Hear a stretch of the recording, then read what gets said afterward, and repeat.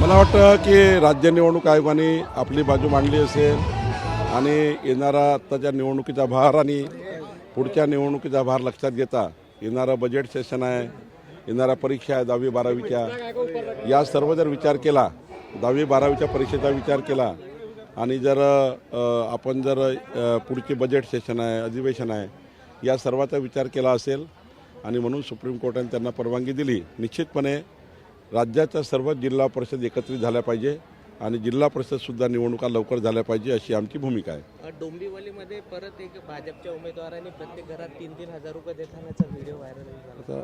जर ते निवडणूक आयोग किंवा पोलिसांनी प्रशासनाने त्याची दखल घेतील।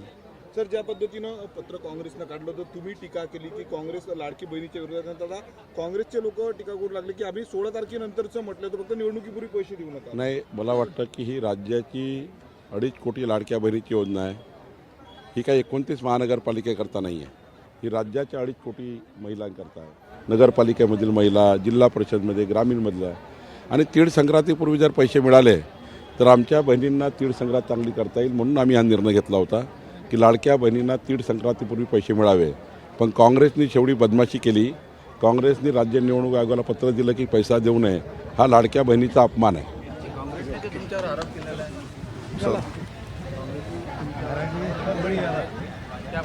काय आरोप केला? पत्रकार परिषदेमध्ये आरोप केला होता आपल्या त्यांचं कामच आहे आरोप करायचं।